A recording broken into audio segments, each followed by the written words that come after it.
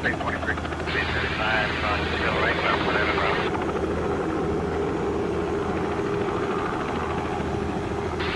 6 hotels needed 6,000 for 10,000.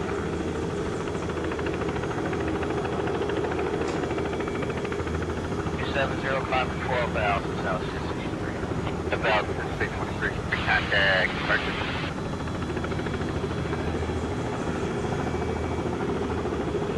By the bike, 2740. 2740, and 381 to your left.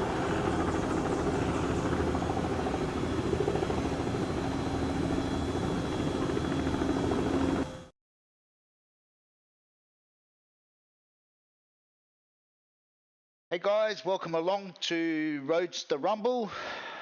Normal Monday night proceedings. We're on round 8 of season 10, where this week we're back in the USA for 3 sprint races tonight from Road Atlanta, the full course. I'm joined tonight by Hobbo, who's in the studio with me now. How are you, Hobbo?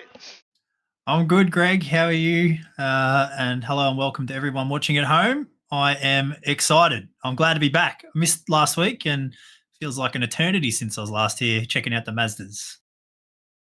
Yes, you missed a fairly good round last week at Sebring.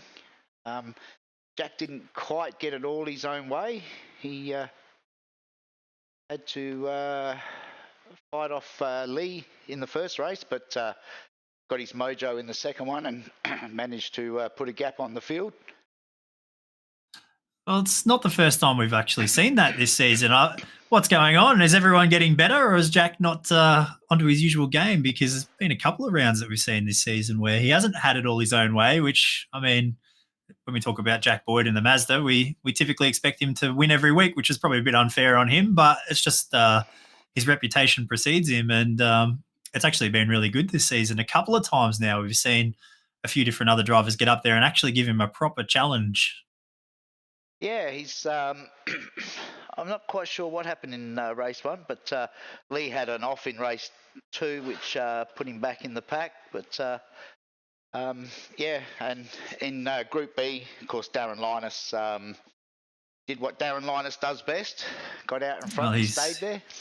Proving to be the Jack Boyd of Class B at the minute. I'm looking forward to seeing how he goes in Group A next season, surely, because he has shown a clean set of heels all season in the Class B cars, which has been great to watch. We'll see whether or not maybe tonight anyone has got anything for him.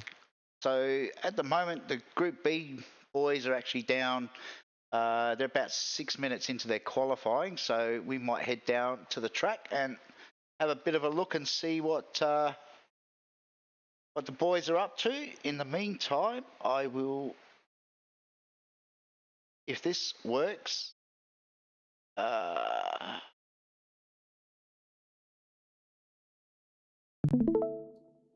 if that works. Yeah, perfect. Look at that. We've got this tonight. On the money, doing well. All things are going perfectly so far. Let's not get ahead of ourselves, though. Long way to go yet. But you did say Class B are on track, and yes, they certainly are. They're already 7 minutes into their qualifying session, about halfway through their 15-minute run here, and yeah, the times are looking pretty good, pretty competitive. It's a bit of a spread around. I see Darren's just gone to put down a lap time. I was keeping an eye on him because he hadn't managed to put a time down, but of course now he has, and he's got a 7/10 margin over P2 at the minute, which is Andrew Pears. But with 7 minutes to go, still got plenty of time for things to shake up. Yeah, I had a bit of a run here last night in the full bore league, and that 139.7 is a really good time. Most of us were in the 140s, but Darren, yeah, he just seems to be very consistent, which it's going to make it tough to beat him here tonight. It's always tough to beat him, but I guess the qualifying session, we don't really talk a lot about draft when we talk about Road Atlanta, but there is that long back stretch, and if you get yourself in a good position, there's probably a few tenths to be made if you can get yourself in the right spot and not make any mistakes. I think that's probably the bigger thing, though, is getting through, particularly that second sector, through the downhill S's section. If you can get that right without making any mistakes, there's plenty of time to be found. I mean, if we compare our lap times from practice, as Darren just drops in a 39.5, his best time in practice was a 39.2, so there's still a little bit of time to be found there. But behind him, there were a few others not that far away, within a few tenths of a second in practice. So we'll see whether or not the margins tighten up here with, what have we got? Just over 11 minutes still remain. Just over 6 minutes still remaining for these guys. Yeah, I think too, the start, the 210 always seems to get off the line fairly quickly. So the start's always important. If you sort of get tangled with the back of the any of the 216 cars, that can have a real effect on your race. So it is a standing start too. Isn't yes, it? It is a standing start. Yeah. So yeah. I think even to amplitude, that will probably be the fact that the 2010 cars will be starting on the downhill run before the final corner too. So they'll even have a better launch than some of the cars in front of them when they take off on the downhill. Of course, they'll have a corner to contend with immediately, but that run down to turn one, I can see it being perhaps a little bit dicey, with a bit of overlap between the guys at the front of the 2010 group and the back of the 2016 cars. So fingers crossed everyone plays nice. Fingers crossed we don't have any chaos. We love chaos, but we also don't, not at turn one, lap one. So fingers crossed they can all get a nice clean run into the start on all the races tonight. But that remains to be seen. It's a good point you make that the 2010 cars do seem to launch pretty well. Their straight line speed, we've seen it already, not any worse than the 2016 cars either. So potential for a bit of mischief between the two classes. I think the 2016 cars will make up all their time through that windy section in sector 2. So we'll see what happens, but fingers crossed they all keep out of each other's way. Yeah, the one thing I did notice last night, and this track is fairly unique in that the turn one, you're still with the 16s, and then of course it's uphill. And once the 16s are all sort of braking and trying to sort themselves out, you tend to find yourself in amongst them. Once you get through the twisty section, it tends to sort of, they break away. But that first couple of corners is going to be very interesting, especially if somebody decides that they're just going to send it. Well, it's nothing better than a good pack and send on the first lap. But the other thing to consider too is that the 2016 cars are notoriously bad on cold tyres. We've talked about this, I think, every time that we've covered one of these races together, and it's straight into it here. I mean, you go down the main straight and then you've got a pretty difficult right-hander, high-speed right-hander, followed by all the twisty stuff before the tyres will come up to temperature on the first lap. So for the 2010 guys, it's not only about just keeping themselves out of trouble and minding their own business with the 2016 cars all around them, but also watching out for carnage, because if anything on that first lap, the 2016 cars are probably the most likely to have an accident all in their own just with the cold tyre in front of them. So all sorts of things, probably not desirable to be in a 2010 car for the first half a lap, I would say, in these races. But they'll have to have their heads on, eyes forward, and just pay attention to what's going on around them, and in some cases just hope for the best. While we're chatting, I picked up on Andrew Pears. He seems to have got a really good toe this lap behind the 55 of Graham Ellis. So it'll be interesting to see what sort of time Pears he can put up. Yeah, well, it depends on what his run through the first half of the lap was like, but he is the closest car currently to Darren at the front of the timesheet. He's about to cross the line again, and we'll see what that does for him. And he aborts straight after crossing the line. Doesn't look like he improved on that lap. No. Didn't set a time at all, actually, so may have had an off-track somewhere. So Yep, that would have that's a bit unfortunate that you get the big run, like we talked about before, if you're in that good position to try and get a good run down the straight with the draft, but then unfortunately not be able to set a time because of the off-tracks, which around this track is another good point. Off-tracks, we haven't talked about that, but qualifying in particular, you need to put down a clean lap or else obviously it will not count. There's a couple of tricky spots around this place when it comes to off-tracks. The one that comes to mind for me is the one crossing the start-finish line on the outside of the curb crossing the line, which will invalidate 2 laps at once if you time that quite badly. But also The one at turn, I'm going to say it's turn 3, perhaps, on top of the hill, the right-hander that you can cut across. It's super awkward, and if you take too much curb there, that's a guaranteed off track. There's also another nasty one down at the final chicane on the left-hander part of that chicane. I forget the names. I forget the name of the corners. There's like A and B, but the left-hander there on the inside, if you take a little too much curb, you get an off track there as well. So something we didn't really talk about yet, but the off tracks are pretty nasty around here. So getting a clean lap in its own right is actually fairly challenging.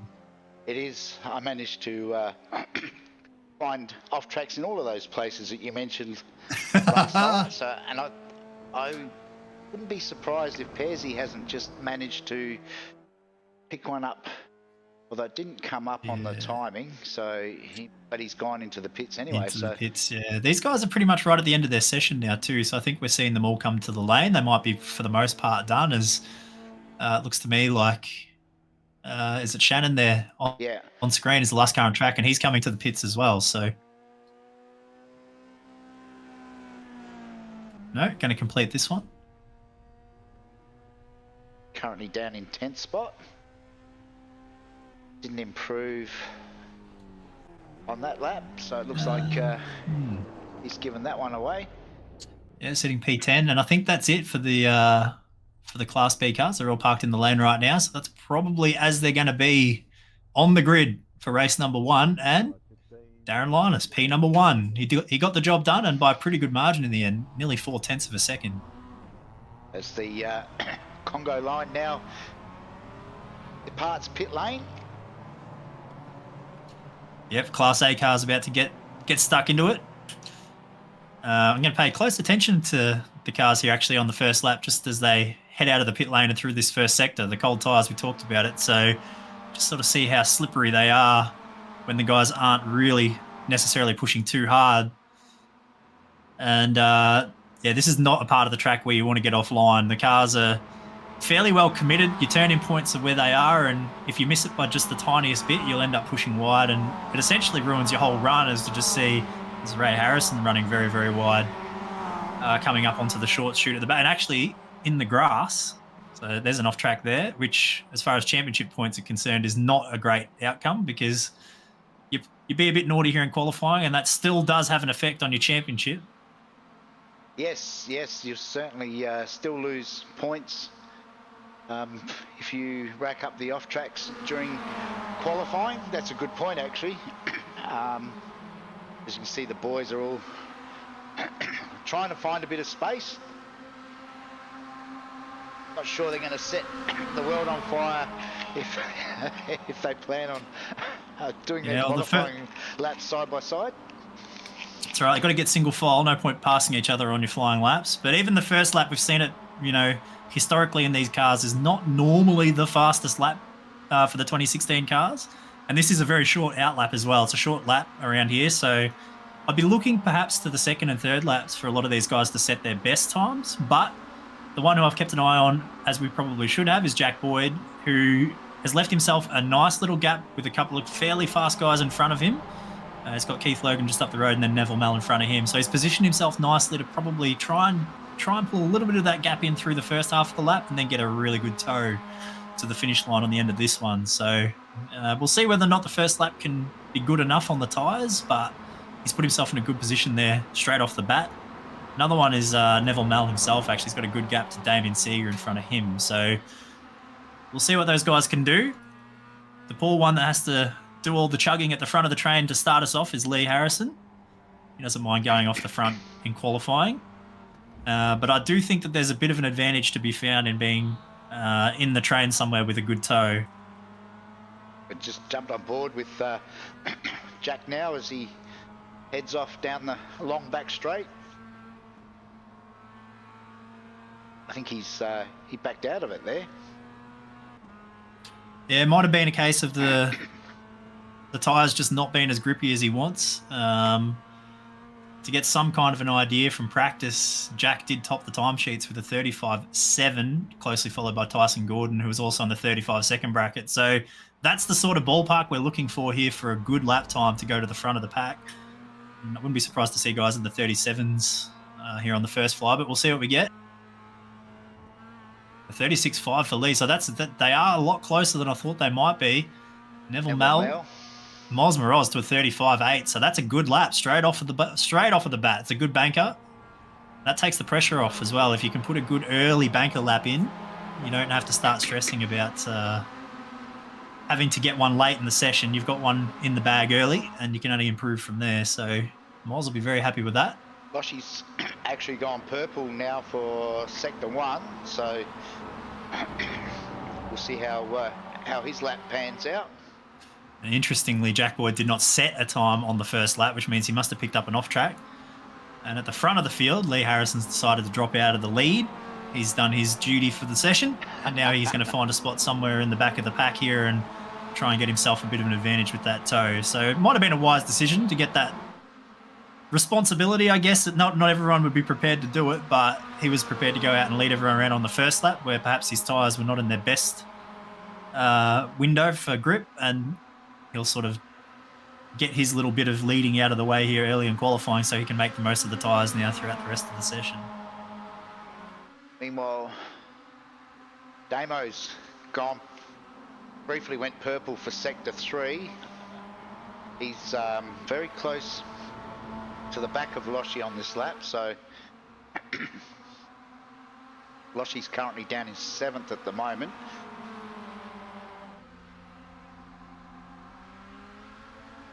So here we go again as they cross the line. Damo does jump right up to P3. Jack Boyd to the top, 0.3 of a second with a 35.3, which eclipses his practice time by about half a second. So typical Jack, leaving a little bit in reserve, but potentially didn't have a toe there in the practice session either. So maybe that's where that little bit of a time gain has been found.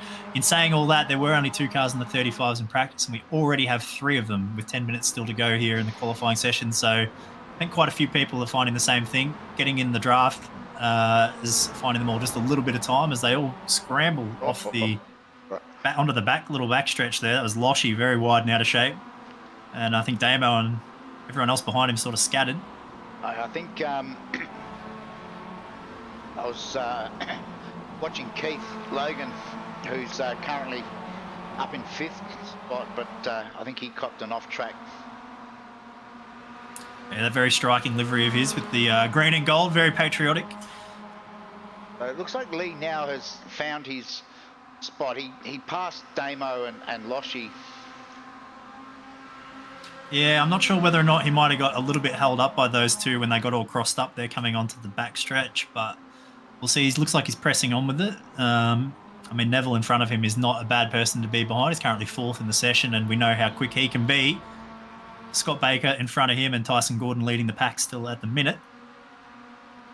So we'll see what happens here as they all come around again. Had a purple first sector and a purple last sector, so Lee means business again this week. He's been so fast this year. He didn't set a time there though, so I suspect, or if he did set a time, I'm not sure if that one actually registered or not. 39.9 on that lap, I think it was. So I think he may have just been held up with that kerfuffle that happened in front of him there with Loshy and Damo, not far away from where they are on the track right now. Just coming up through the left-hander here. They got out of shape in front of him, and he must have had to check up to avoid it. And he's got a bit of a problem on this lap too, because the guys in front are jammed up. Scotty Baker was a bit slow through that first sector, and I think that's compromised both Nev and Lee on this lap. Still got roughly 3 minutes. Oh, somebody's gone off in the background. Loshy. I think it was. Yeah, it was Loshy. Big moment. Wonder what happened there. I'll have a look at the replay and see, because he just disappeared out of frame. Bit of a tank slapper. Tried to catch it, overcorrected, and off into the turnips. So Farmer Loshy out there. That's not ideal. The off-tracks hurt. They all hurt, particularly, like I mentioned before, with the way the championship works. This is a mess down here, though. These 3 guys all fighting for track position. Looks like Neville's decided to get out of that and find a spot for the next lap. Looks like Lee might have been trying to press on here. He might be still on a decent lap time for him to be doing this. Oh, that's touched. No. That's gonna cause both of those guys to have those times not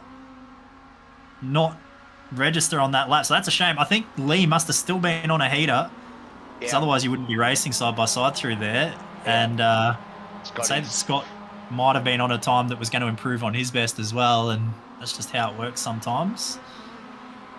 That's the problem with very draft-centric qualifying sessions is that, you know, if you're the car behind and you're setting a really good lap, it's frustrating when the guy in front who doesn't have the draft is also on a good lap for them, but is a little slower than you. You end up side by side at the end of the lap, and that's exactly how it plays out sometimes. And it looks like, I'm just looking at the timing tower, it doesn't look like Scotty Baker has actually set a lap yet, so he was probably you're right. pretty keen to get that one across the line, but... I've got Scott Baker, Mick Poley, and John Thorne as the drivers who have not set times in this session, so those three guys would be trying to put a time in. Anything is better than nothing, especially when you're in Class A, because you don't want to be behind all the Class B cars, so... this is, I think Lee, his lap was already ruined at the start when he was side by side across the line, so he's just trying to position himself for a good run at the next one.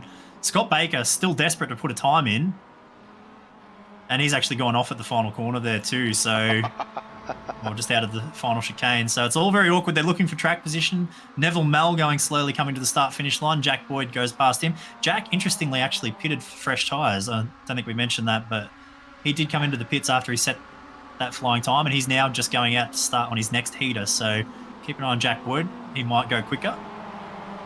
Miles Moroz is now in the pits as well, looking to do the same with just over 5 minutes to go in the session.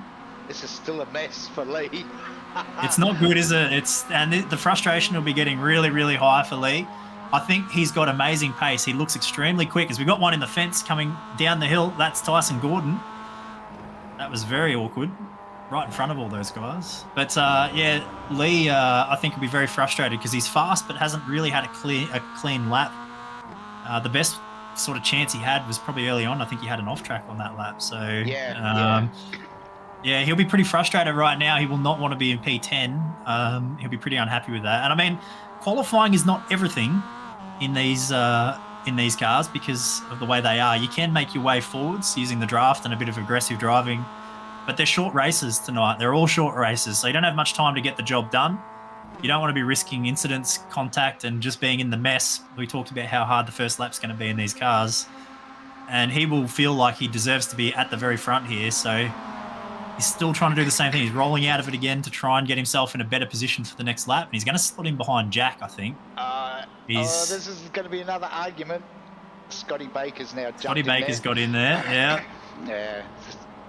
Just not working out for Lee tonight. If he had got in behind Jack, I think he would have been okay, but we'll see how... I do suspect, though, that Jack's going to have a problem of his own right here. He's got cars side by side in front of him. And... it's very, very messy. Lee's left a very big gap here on this lap. He's clearly frustrated by getting caught up to people at the end of the lap, and he's going to have traffic straight away here at the first couple of corners.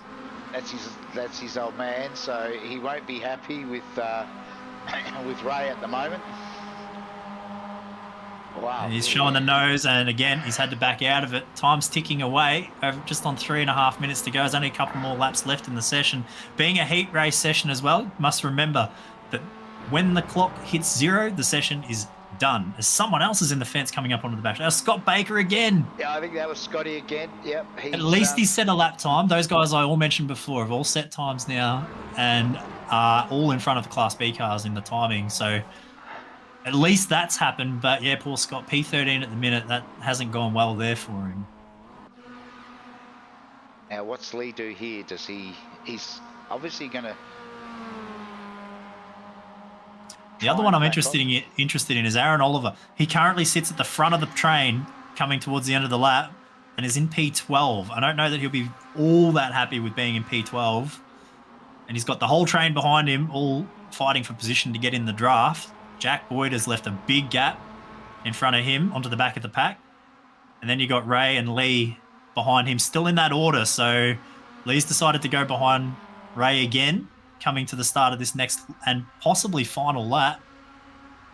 It will be their last attempt at a lap, these guys. They won't get time to get 2 in before the clock gets to 0. So this is Lee's chance. It's his only chance now to get this done. And Aaron didn't improve on that lap. he stays in P10. Importantly, though, Lee has managed to get past Ray on the exit of turn 1, clean, unimpeded. So he's got through the first part. The problem he's got now, though, is he's a fair way behind the next car in front of him as far as clean air is concerned. So he won't be getting a draft down the back straight, but he won't be getting impeded either. So we'll see what he can do on this lap. I wonder what how much goodness he's got left in those tyres as well. That's another good point. He's currently on his 7th lap in the session on these tyres. Yeah. So at this point, they will be starting to cry a little bit and be hurting. A few people very smartly came through and got fresh tyres as well. Jack's bailed on this lap, so he's decided that he's not going to go any quicker, though he's not under a great deal of pressure at the front. Other cars that have decided that they're done is Moz in P2, Damo in P3, and Neville Mel in P4. So the whole top 4 sitting in the lane at the minute, as is Loshi, who's in P7. So we'll see if anyone can mix up a good time here at the very dying seconds.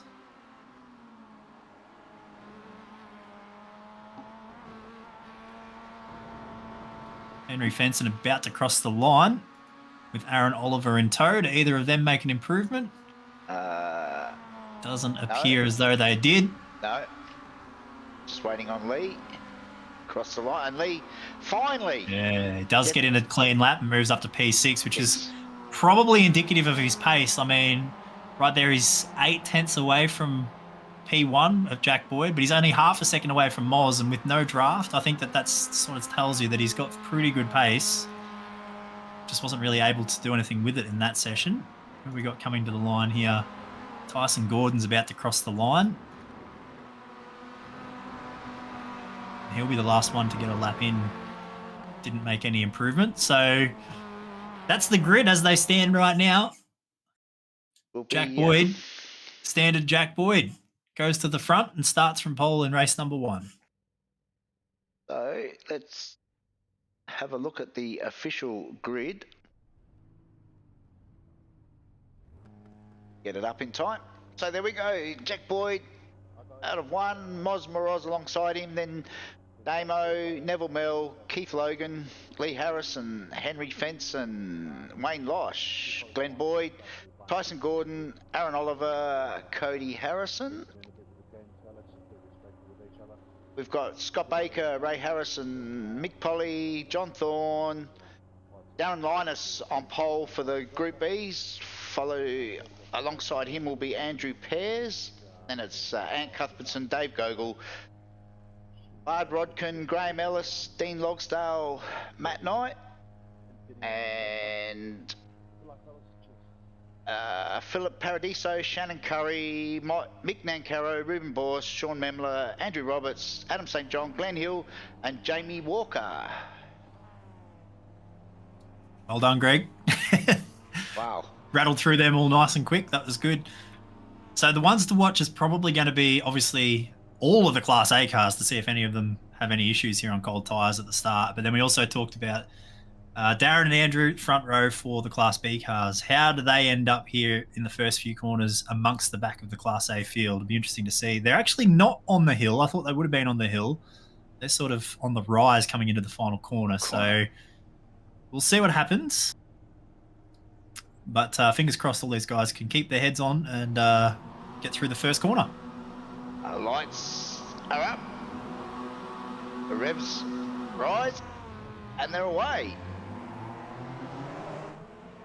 And already they're 3, 4, 5 wide at the back where the Class B cars are overlapping with Class A. So we'll keep an eye on that. But at the front, Jack Boyd down into turn number 1 in the lead. So far, looks like they all get through turn 1 okay. They're doing well. Oh, not quite. A couple at the back. Yeah. We've got Andrew Roberts, unfortunately, with Michael Nancaro into the inside wall next to turn 1. So that was a bit unlucky. But other than that, they've all got through. Class A cars all scrambling down the hill and up out the other side. And looks like, for the most part, that was a fairly clean start. Most of the boys are making it through turn 5. Looks like Jack's still in front. Moz is on his hammer. It looks like Lee's made up Yeah. a spot. Yep, Lee's on the charge. He's up to P4 now. Up 2 spots there from the start. And a bit of side-by-side behind. Oh, Mozen got Jack a little bit out of shape there.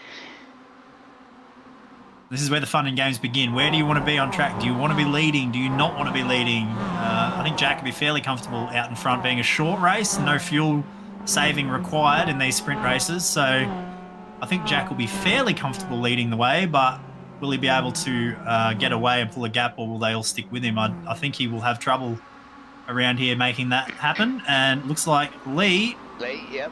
not happy sitting back in P6 off the start. He's up 3 spots basically in the first lap. So a great start for Lee. We talked about how fast we think he is, and he's not wasting any time to make sure that he's right at the pointy end and can challenge for the win in race number 1.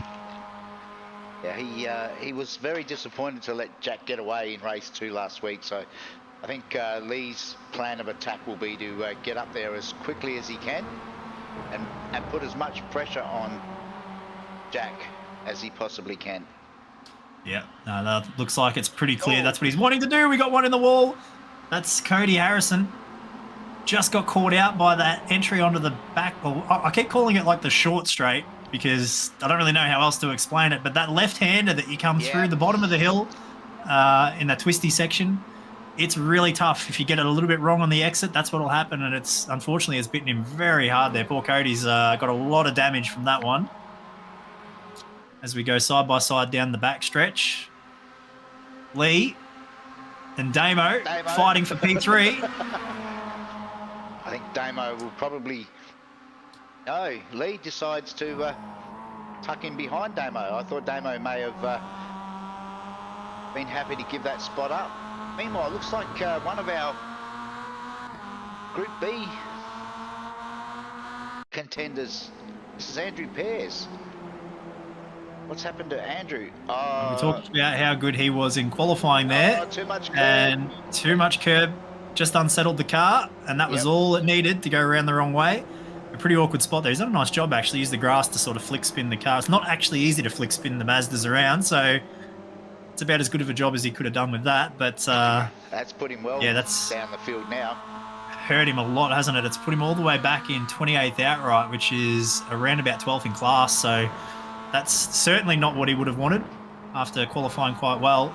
Interestingly too, Darren Linus, not the Class B leader as we stand. Anthony Cuthbertson's got the wood on him at just the minute, but by essentially nothing, as we love to see in Class B. Those guys are fighting as hard as ever and interlocked in battle for the outright honours in Class B in race number 1. So... Yeah, Darren hasn't let him get away, but as you say, Ant currently leading. Ant's in a battle in the championship for second at the moment. And the battle for the minors is quite tight, so he'll certainly be looking for as many points as he can get tonight. I think Darren, by my calculations, pretty much got it wrapped up, but... He's had such a great season. That's not surprising, but Ant's doing everything he needs to do to maximise his points at this stage, getting himself up to the pointy end. So we'll see how that goes. Meanwhile, the chaos at Class A is continuing down the main straight. We've got side-by-side Neville Mell and Henry Fenson through the final sequence of corners, if you don't mind. Not an easy place to be going side-by-side. And Glenn Boyd poking his nose in there as well as they come up towards the tricky turn 2-3 chicane, I'll call it. It's kind of like that. That right-hander is really tricky and hard to get your line right, especially if you're tucked up behind another car. In fact, this whole section is difficult if you're not leading the way because you get a bit blinded by the cars around you, and it's really difficult to hit your turning points. I mentioned it at the top of the show that through there, if you run wide, it's not a good time. And these guys proved me wrong by running as wide as they want there through the left-hander without having any accidents. But side-by-side at the back of this group here as well.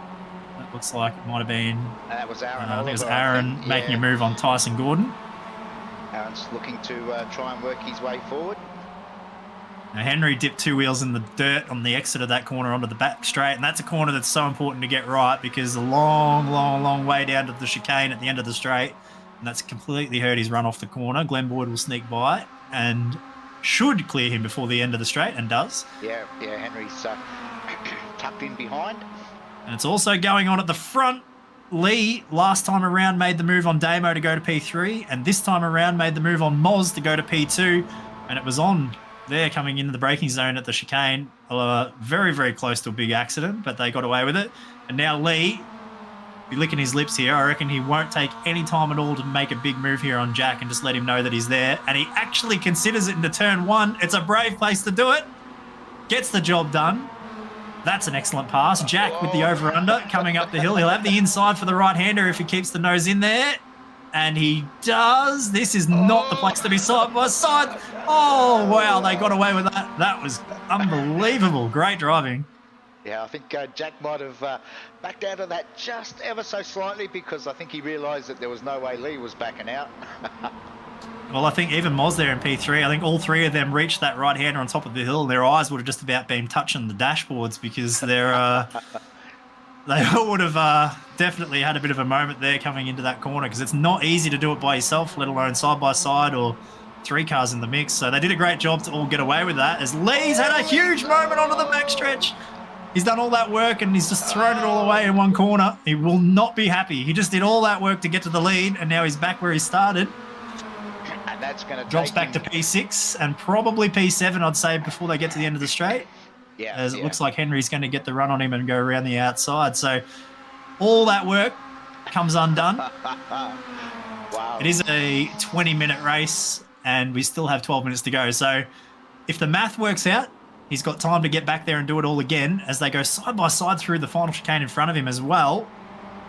That was Damo around the outside, if you don't mind, with Moz. And now they're 2 by 2 by 2 by 2 through the final corner. Wow. This is... I wonder if Loshy's just sitting back there and saying to Aaron, just be patient.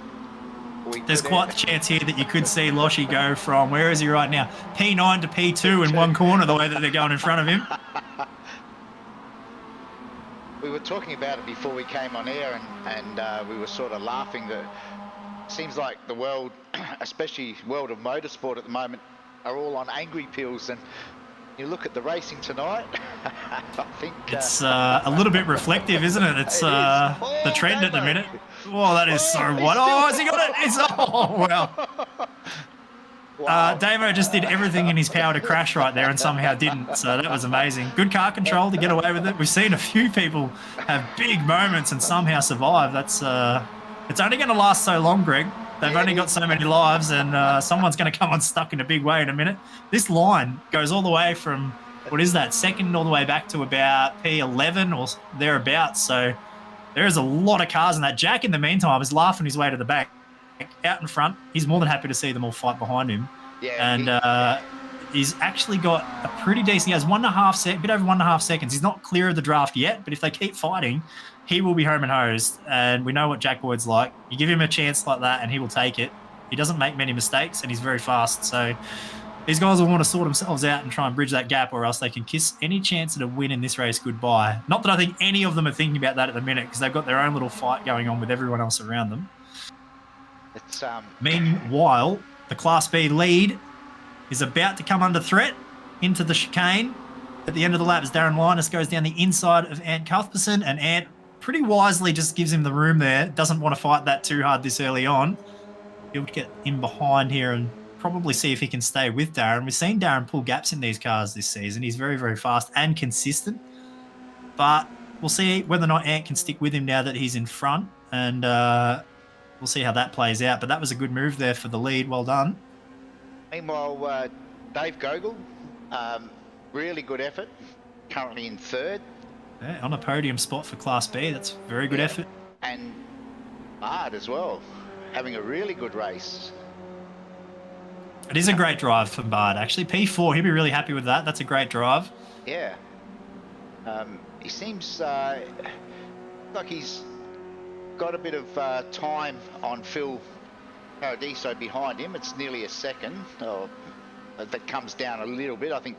Yeah, you nearly needed a calendar to measure the distance to the apex and the right-hander down the hill there, but got away with it. I did talk about how hard it is to get those corners right earlier on, and you see what that one little mistake there where he ran a bit wide and lost a big chunk of time. So got to be careful, but so far so good. He can fight on and live another day. Meanwhile, the Class A leaders going for it again, side by side through the final corner. They all get back single line just in time. But looks like Neville Mel is not really interested in sitting where he is. You can see that gap in front getting bigger and wants to put the move on Moz and goes around the outside of turn 1, if you don't mind. And if you can do that, you can carry more momentum up here to turn 2. But Moz, with the inside line and preference to the right-hander, wisely decides to back out of it. He shut the door on Glenn, though. There was no way Glenn was going to get through there. No, that's exactly right. But I think they probably made the right decision there to go single file through that right. We saw what happened earlier on when they tried side by side. It wasn't pretty. So for not the first time tonight, they would have been trying to cheat death if they did it again. But it's live on to fight another day. And that another day is right now as Neville getting bump drafted down into the right-hander as they sweep around towards the back straight once more. It's hard to look away from this battle because it feels like it's only a matter of time until something happens. And if it doesn't happen, it's just excellent racing all the same. These guys are showing a lot of respect, actually, because pretty easy to get. It's a really challenging track. Like it's probably one of the harder tracks through that middle sector that we would go to on the calendar, I would say. So these guys are, being really respectful, doing a great job to not run into each other. And then down here, it's just on every single lap. As this time, looks like we're going to have Moz to the inside. Clears there. Got Henry and Damo side by side further back in the group. And they get themselves sorted out before the final corner. But it's 3 wide with the lap car. Oh, no. Glenn Hill's gone wide. Oh, he's coming back on the... Oh, no, he's going to... Everybody scatters. I'll say a really good job there by Glenn. That was a not enviable position for him to be in.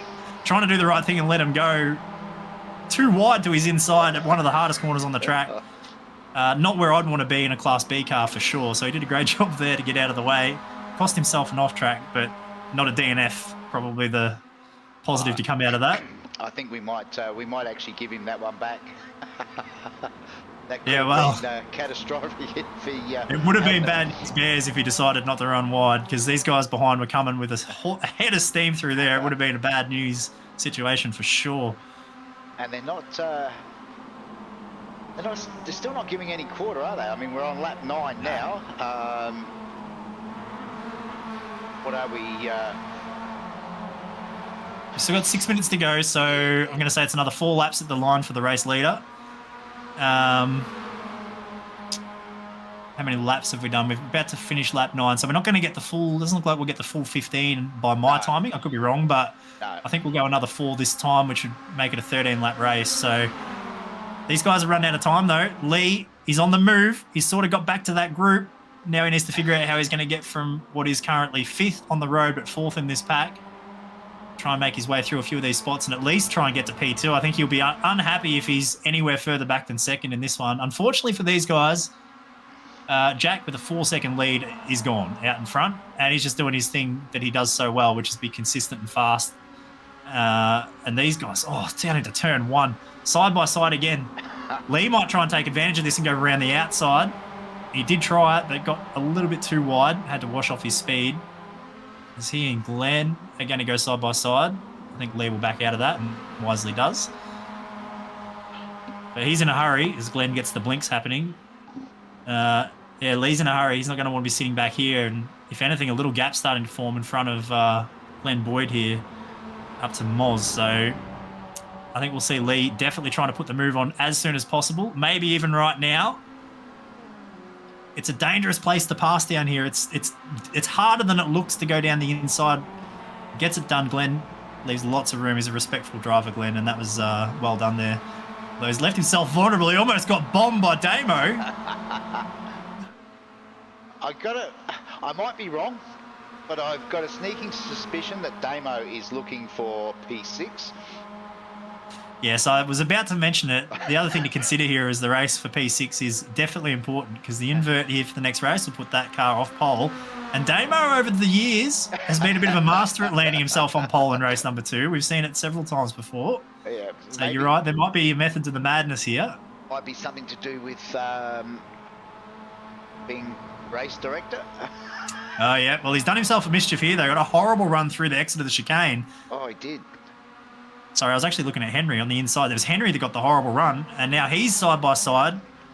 It's got Loshy, and it looks like there might be Aaron going around the outside of him. I wonder if Henry... Almost looks like Henry had a bit of a slowdown.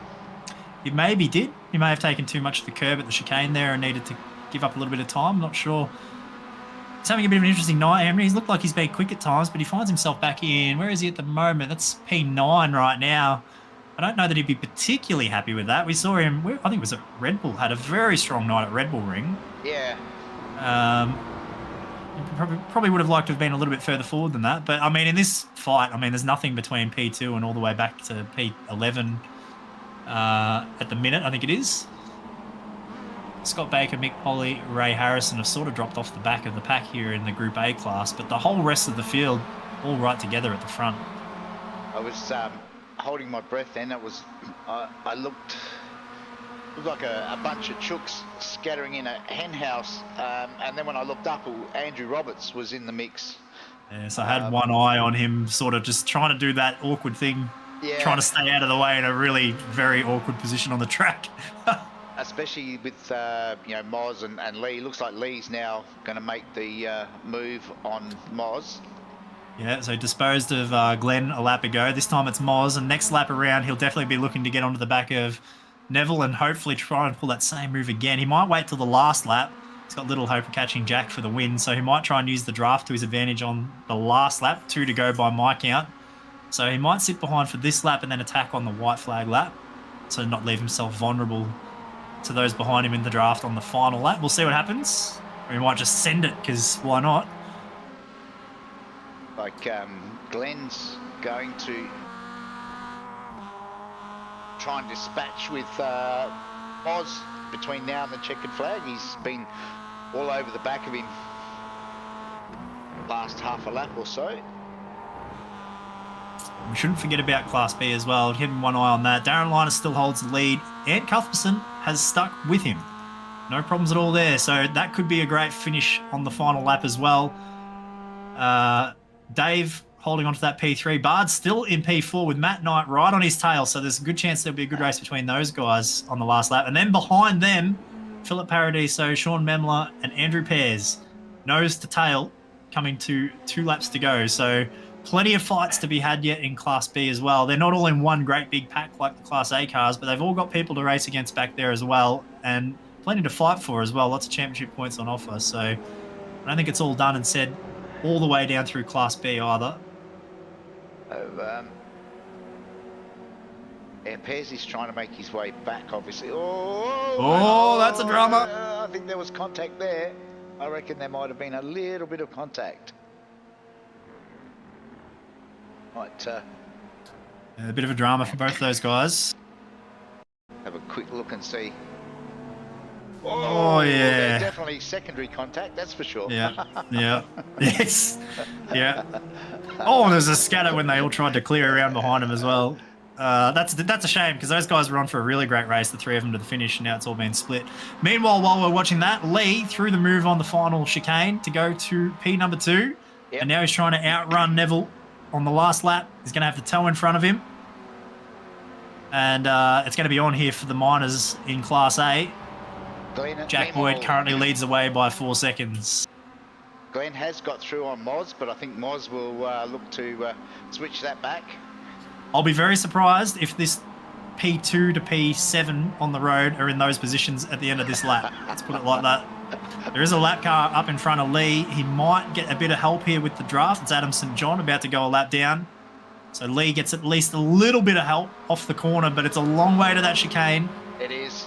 And it doesn't look good for him right here. No. We'll see what happens. We're going to have to see some defensive lines, I think. But guess what's going to happen down the bottom? if my calculations are correct. Oh, Lee's gone inside. No, it looks like they... Yep, Moz has grabbed Glenn. Yeah, Lee did a great job defending that one there. Jack comes to the finish line now. Is this the last lap? It is. Yes. So Jack Boyd to the finish. Great drive and great win in race number 1. Lee Harrison from P6 to P2 twice. Gets P2 at the end of that one. Neville Mell with the podium. Guess who's in P6? Yes, no surprises there. Meanwhile, the race is on here down the backstretch for the Class B honours. Darren Linus and Ant Cuthbertson almost side by side. Ant with the preferred line if he can pull up alongside. Bit of side drafting happening down the straight. This will be good to watch. What happens down here? Who's going to be the last of the late breakers? Ant's actually going to have an almost clear pass in the lead before the braking zone, although he comes down around the outside. Side by side. The momentum around the outside. Great job, Ant Cuthbertson on the last lap. We saw him get past earlier in the race and he just stayed patient, sat in the draft, got the move done on the white flag lap. So that's a great job there. Meanwhile, Dave Goggle will come across the line and pick up a really nice P3. A pretty lonely race for him in P3, but that's not always a bad thing and he'll probably be pretty happy with that. And it looks like Matt Knight got the job on Bard for P4, but Bard with the top 5 as well. Those guys have both done a great job there. And I should be very happy with those results. And Phil, I think this is Shannon. Shannon just crossing the line. And then it'll be further back to Dean Logsdale, Andrew Pears. And the rest of the boys, I think, were a lap or so down. Yeah, we've got Glenn Hill crossing the line. Now? Yep. Well, that was entertaining, Greg. That was. The best part about it all is that we get to do it not once, but twice more. Going to be interesting now because obviously we reversed the top 6 positions, which will put, you know who on the pole. One and only.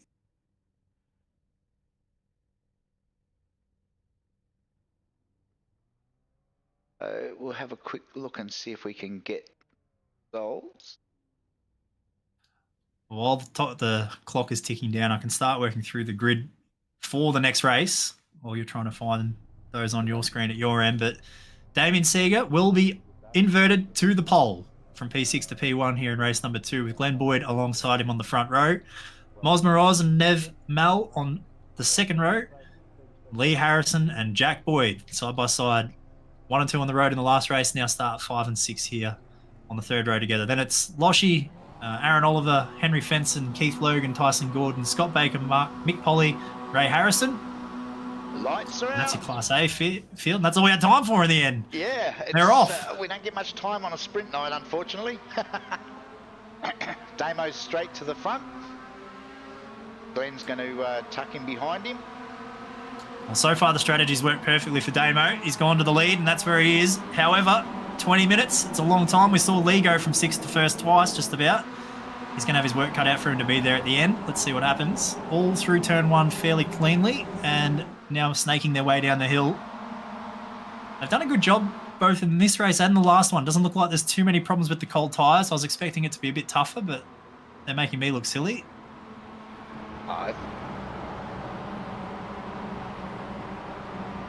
They've all done a nice job there to work their way down through the field. Lee already on the aggressive at the front. He's moved up 1 spot, make it 2. He's just gone past Moz and moved to P3. He's got a plan, I think, and that's get to the front and go fast and hope that he can stay there.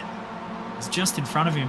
Glenn Boyd didn't get a great run onto the backstretch either, so we might see Lee looking for P2 here before the end of the backstretch. So it's on. These guys are fighting hard. I think you're right. Lee will be trying to put as many cars as he can between himself and Jack. Well, don't worry about going to P2. Lee Harrison to the lead. He's gone from 5th to 1st on the first lap. Interestingly, Jack still sits in P6. Oh, there's a huge crash. Oh, into the braking zone at the final chicane. We've got lots of cars involved. Upside down Class B. There are heaps of cars involved in it. we've got Andrew Roberts has done about 13 flips into the braking zone at the final corner. Jamie Walker, yeah, Dean Logsdale, Adam St. John, Glenn Hill. There are lots of cars in this one. That's a big accident. That's massive. It happened not far behind the leaders in Class B. It looks like Ant Cuthbertson, Darren Linus, Matt Knight, Andrew Pears has moved to P4. So that's how many people were involved. We saw how far he was down the field in the last race. He's already up to 4th here. So that's hugely unfortunate. A good percentage of the middle of the Class B field all involved in that one. That was a huge accident. I didn't actually catch how it all started, but that is a massive crash. And it's such a bad spot. You're browing the crest in the hill at the fastest point on the track there at the end of the backstretch, all blinded to what was happening in front of them. And unfortunately, it's been a big one. That is massive. That's a lot of the field that's currently back in the pits. All of the Group B boys. Oh, yeah, it's a shame. But meanwhile, back at the front of the Group A field, it's business as usual. These guys all racing hard. We're seeing, looks like Jack has moved nowhere yet. He's still P6. No, P5. He has P3 now. He's moved into. Oh yeah, sorry, I was looking at the wrong Boyd. You're right. Jack's moved up to P3. So he's now on the move because he sees what's happening at the front. Lee's gone there and he's charging. So let's see what happens here. Meanwhile, Damo sets the fastest lap. I was just about to say that, but the lap times are a little ways away from what we saw in the first race. I think the fastest lap there from Jack was about a 35.5. So not sure yet. We'll see what happens as the race goes on, whether or not anyone can put in any really fast laps. But that was a good one there, and even Lee set a good time at the front there, 36.4, much quicker than most of the field behind. So I think we're going to see Jack bridge the gap pretty quick. He might bring some of these guys with him, but for the time being, the front two cars have pulled a bit of a margin on the rest of the pack. So we see Neville Mell going down the inside here of Glenn Boyd to the right-hander, sweeping around prior to coming onto the back stretch. It's a nice move. Yeah, I think I was watching. I think Glenn may have just been a bit slow out of that turn 5, which I saw Neville sort of swerve hard to the. I've seen Glenn have a couple of moments on exits to corners so far in the first race and again now here, so maybe not feeling 100% comfortable with the track in this car, but nonetheless, he's still in good position. He's just basically bump drafting Neville down the backstretch there into the braking zone for the final chicane. But these all the way back to, well, if we go even beyond Aaron Oliver, Henry Fenson, Keith Logan, Tyson Gordon again back in P11, they're all still pretty much in touch. So is Scott Baker, and even Mick Polly and Ray Harrison are not far away at the back of the pack here. So still got the top 14 cars almost in a draft train here in Class A. So certainly no one really pulling any big gaps at the minute, and everyone's staying in touch. So it looks like we're set for another classic race. I just saw Lee take a heap of curb there on the right-hander at the top of the hill. Wouldn't be surprised if that was an off-track. Something we haven't really talked a whole lot about, the off-tracks, again, in the races, and how bad that can be for your championship. It's great to win. Everyone loves to win, but at what cost if you're taking a lot of off-tracks to do it? Yeah, they've only got 12 per race tonight as well, so that's something else to be mindful of. It, as you said earlier in the broadcast, it's so easy to get off tracks here that they'll mount up fairly quickly if you're not careful. Yeah, I think without really any trouble at all, you could easily get 3 in a lap. There's 3 that stand out to me around here that are very, very easy to get, and with doing, 13 laps? Yeah. 12 incidents, it doesn't go very far. The maths doesn't add up, so yeah, something to consider. We might see people in a bit of trouble with that later on in the races, but we're 3 wide for P2 down into the braking zone. This is actually... It's actually for the lead. Lead, yeah. Oh! Lee closes the door on Moz, which has compromised Moz a little bit. Neville had to take some evasive action, and Lee being the proverbial yo-yo so far tonight. He's gone from 6th to 1st, then 6th to 2nd, and then in this race he went from 5th to 1st, and now he's gone from 1st to 3rd in one corner. It's how quick things can change in these cars. He's certainly been up and down the field a lot, but now it's danger time because Jack's got to the lead, so you can't afford to be racing each other too hard for P2 behind him, because we saw what happened in the last race. He pulled a bit of a gap and he was gone. So these guys will have to play it smart. Lee certainly won't want to be racing Damo or any of the other guys behind him for P2. If Jack's not in the race, we've got a lap car right in front of the leaders. That's Andrew Roberts. It's an awkward spot. Oh, He's done the... Lee. Oh, Lee thought he had the break there, but unfortunately,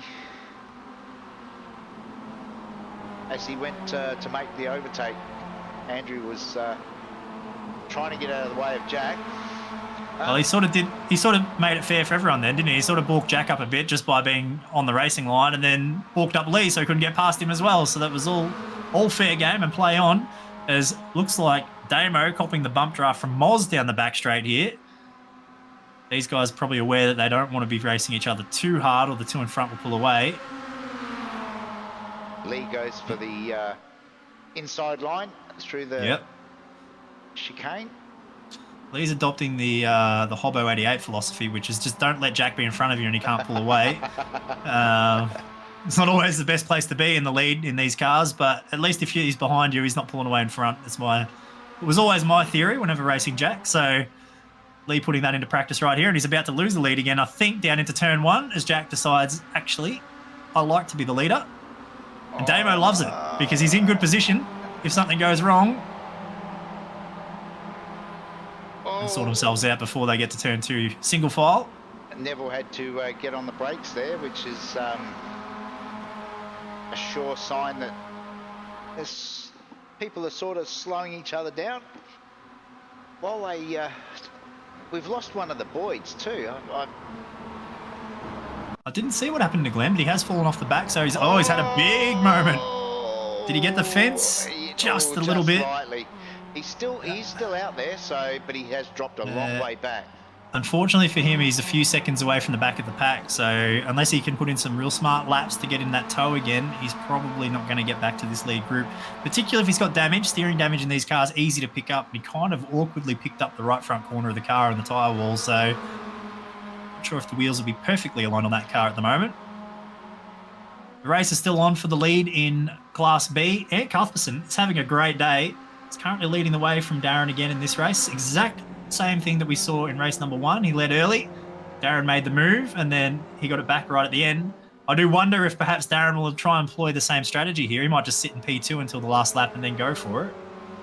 As John Thorne currently not unlaps himself, makes his way back through from starting at the back of the field at the start of this race. He's finally cleared all the Class B cars here, or he will do, hopefully, when he gets down to the end of the straight.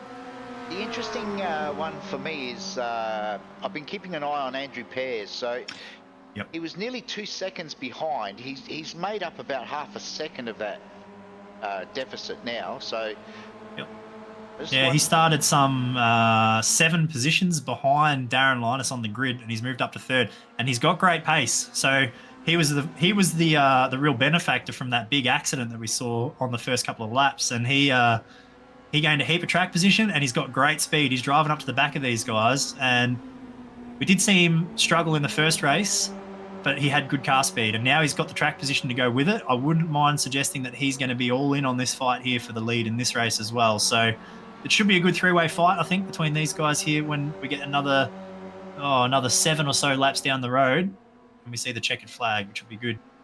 Yeah, I think, as always, too, if you... the boys in front have been pushing hard. The tyres, especially in the 210 car, they do go off. So maybe Pearsy's just been a little bit smart, keeping the car a little bit straight. I've noticed both Ant and Darren at the moment are sort of sliding the car quite aggressively, which, as I said, doesn't help the tyres.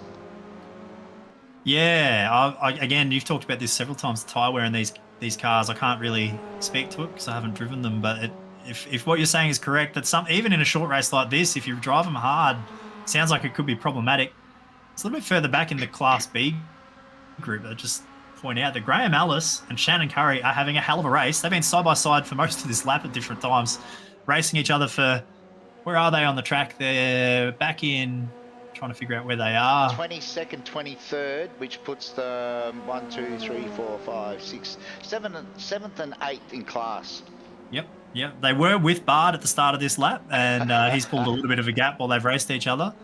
But they're having a ding-dong battle back there between the two of them. It's great. Got the blue and bright yellow look going on for Shannon Curry with the number on the bonnet, looking a little bit Valentino Rossi-like, and got the right number to suit it. He's having a great race with Graham back here. That's one of the things I love about this series is no matter where you are on the track, you've got someone to race with, and these guys are exactly testament to that theory. Running around here, sort of in the mid-pack for Class B, the survivors from that opening lap crash, but they've got a great race going on between themselves here at the minute. Yeah, Shannon is definitely one of the big improvers this season.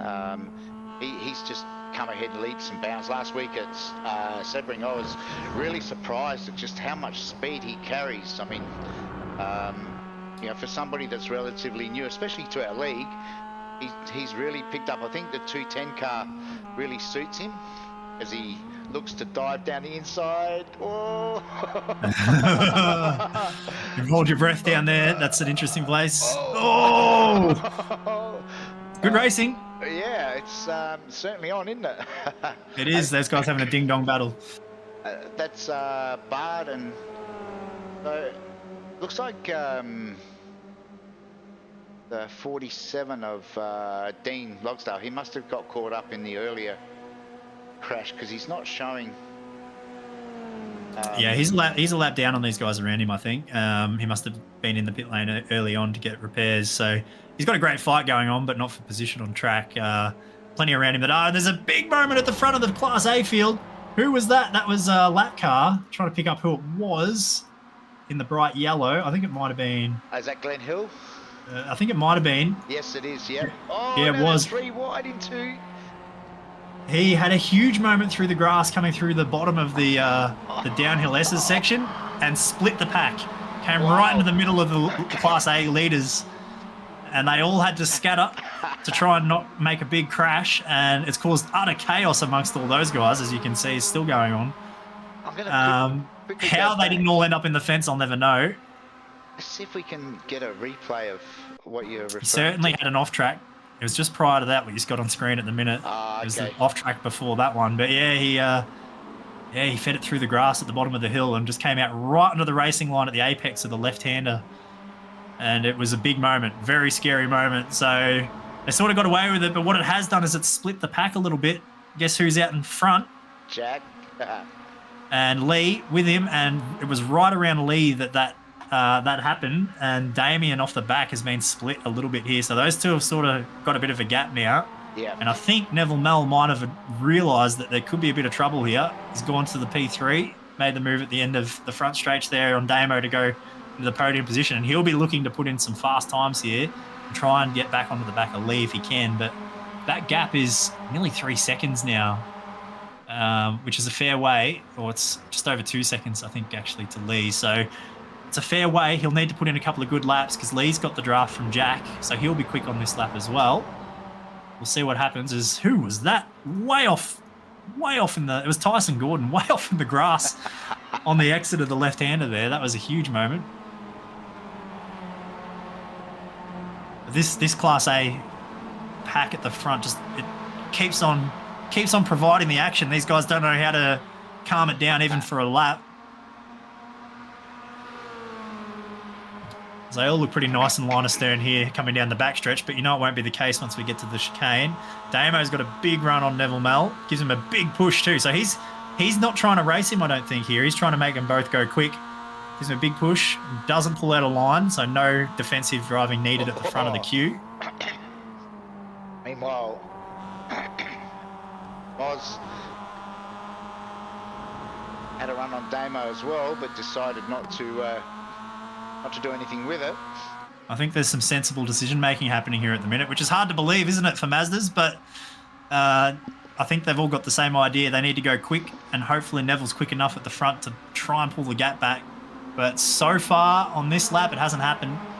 Lee that time by with a 36 flat, fastest car on track, and Neville Mell with a 36.9. So nearly a full second slower that lap. P3 was than P2. So the gap's growing. Those two at the front look like they're going to have their own little race for the next 3 laps to try and decide who wins. Meanwhile, And these guys behind will be fighting for the bottom step on the podium. Darren, as you said, has made his run now. Well, I kind of wondered if he would wait till the last lap, but he might have identified the threat in his rearview mirror, which is Andrew Pears, who's still right there and definitely in contention. So he might have decided, actually, I don't know if I want to wait till the last lap to make the move because I might be a little bit under threat from behind. So he's gone to the front again, and I don't think Ant Cuthbertson will be that disappointed by that because we saw him make this exact strategy work to perfection in the last race where he pulled that last lap move in the draft to get the job done and pick up the win. So this is going to be interesting to see if he can do the same thing twice in a row. We haven't seen people really challenge Darren that much for the whole season. I mean, maybe here and there in races, but he's been pretty consistent and will pick up multiple race wins on any night. So if Ant can get the job on him here, that'll be 2-0 in his favour as we head into the final races. In the background, Andrew Pears was so far wide coming onto the backstretch. He's got a terrible run now too, so a bit of a gap forming there between P2 and P3. So with only 2 laps to go at the line, I think he might struggle to get back in touch with those two unless they get racy. Meanwhile, up the front, wipers on for Jack as Lee sails into the lead. Yeah, I think the mind games will be in full force between these two now. There's less than 2 laps to go, 1.5 laps left, and I think that it'll be interesting to see what happens because I don't think either of them will be particularly comfortable with where they're at. It's hard. You just don't really want to be in the lead with the way the draft works here, but at the same time, the track position is worth a lot. So Lee has a bit of a slide coming onto the back straight. We'll see if Jack decides to make the most of this or if he's going to push him all the way down. If this were me and Jack in this position and I was in Lee's shoes, I'm sure Jack would wait until the next lap. I feel like it'd be a last lap pass, but we will see if that's how it plays out. He Feints to the inside, but doesn't really look like he's going to make a move. So it looks like he's going to do what I thought. He'll wait one more time and try and make that move next lap. Meanwhile, the group behind are all still there, but they've got a little bit of air between all their bumpers, so no one making any big moves behind. Damien Seeger up into P3. Moz Moroz down to P8. So yeah, Moz had he dropped back down. He had a big lose coming onto the straight at the start of this lap. He got very sideways. So Damo can afford to lose one more spot here because that'll put him in P4 and put him on the pole for the final race. But we'll see what happens. The one who I talked about before, I wasn't sure he'd be happy in P9, Henry Fenson in P4 and half a chance to challenge for a P3. So he's made the move to get up into a good position here before the end of the race. I might have spoke a bit too soon about him earlier. But we watch with interest here as the leaders make their way around to the big back straight for the final time.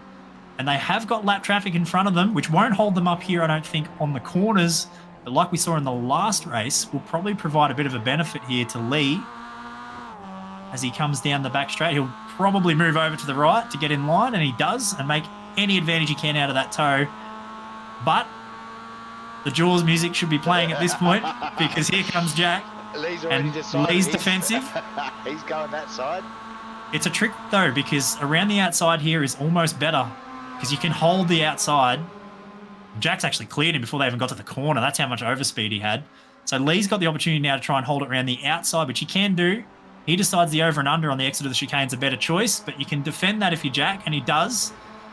And I think Jack will hold this to the line. A great race, though, between these two, who are, I would say, rivals just about at this point in this series. They are probably the two of the biggest contenders. It's a great race to the finish, but Jack Boyd gets the job done to make it 2 from 2. Damo. Meanwhile, Damo holds on for P3. Aaron Amongst all that, Aaron Oliver gets 4th. he does. He jumps over the top of Henry Fenson on the last lap there to get into P number 4. So that's your top 5 there. Neville Mel dropped. Neville Mel quite dropped a all the few way back. Spots. Yeah, back to 10th from 4th on the grid, so he won't be too pleased about that. Meanwhile, it looks like the fight for Class B has kind of sorted itself out. They've spread themselves apart. Oh, Ant hasn't been able to hang on to the back of Darren. Andrew Pears, meanwhile, has moved Andrew up into... Pears has grabbed onto the back of these guys and made the move to P2. So something happened there for Ant to drop off the back. Although, Andrew Pears in the grass on the exit of the chicane is side by side to the final quarter. I actually think Ant might get the job done on the inside, and he does. Yep. Steals it back. Wow. That was Andrew Pears stealing defeat from the jaws of victory on that one for P2. So great race to the end, though, in both classes. That's fantastic. And yeah, that's one of the things I love about this series. We don't see people driving away. There were 3 wide just then, as we coming to the finish. Yeah, I did. That was the guys we talked about earlier. Here they are, so, and they had a great race to the finish. And that would have been Bud, Matty Knight, and Graham Ellis. Wow. Great race to the finish. Just races all through the field. Fantastic. Yeah. All right. Well, the boys have got a 5-minute warm up, so we might just take a quick break, and we'll be back very, very shortly. Yeah, I need to catch my breath after that. Sounds like a plan. Thank you very much, Pad. That was really, really good fun. Yeah, no worries, mate. Good fun too. Cheers. Nice and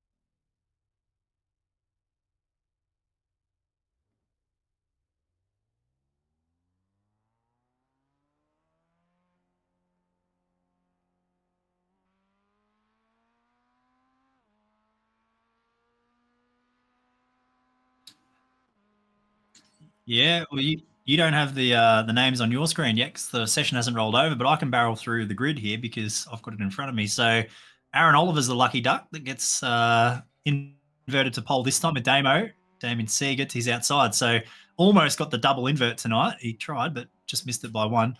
Lee Harrison and Jack Boyd will be on row number 2, and that's where the invert stops. So Henry Fenson and Loshi will be on row number 3. Tyson Gordon, Keith Logan, Mosmeroz, and Neville Mell round out the top 10 for Class A, with Glenn Boyd, Scott Baker, Ray Harrison, and Mick Poley rounding out the field. We've got Cody Harrison and John Thorne down at the back. They had bad races there, so they're going to start deep in Class A and have to work their way through the Class B field. Darren Linus and Ant Cuthbertson will be your front 2 for Class B. Andrew Pears and Bard Rodkin, 3 and 4. Matt Knight, Graham Ellis, Shannon Curry, Dave Gogol, who he got a good result in race 1, if I remember correctly, a podium. He dropped back a few spots in race number 2. Ruben Borst, Sean Memler, Philip Paradiso, Andrew Roberts, Glenn Hill, Dean Logsdale, and Adam St. John is your Class B field here for race number 3. And they're going to grid up here any minute now. And I can't wait because the first 2 races have been very, very entertaining. I expect this one will be no different. Hopefully we'll get through the first lap. You mentioned Dave Gogol in that grid, and I wonder if Dave got caught up in that melee on the opening lap. I suspect that he did. It was around about that P4 area that I think it all went to chaos there at the end of the main straight. So he would have been right amongst it, I would imagine, which is probably why he slipped down the order. So look for him to perhaps make his way back forwards here, along with a few others in race number 3 in Class B. But yeah, hopefully we get through the first lap cleanly again this time around. I have to admit they've been very good at that for the first 2 races. So I expected to see a bit more drama on the opening couple of corners in the races, but we haven't seen it yet. I shouldn't say that all just now though, because we still do have one more attempt to get it all wrong. So fingers crossed we have another good start here and these guys all stay out of trouble. The last thing we need to do is start putting commentators' curse on people. That's very true. Yes, I should know better. You should.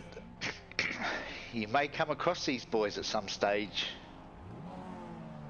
Yes, that's true. I should be careful what I say about people. Revenge is bittersweet sometimes. As I think most of the cars are now up on the grid, we should see some lights up very soon. Yep, there they are. Revs rise. Oh, big jump start there. That was Loshi. Loshi. Wow. I wonder what's that's a big problem for him. He almost ran into the back there of, I think it was Damo in front of him on the grid. So that was very fortunate that he got away with that.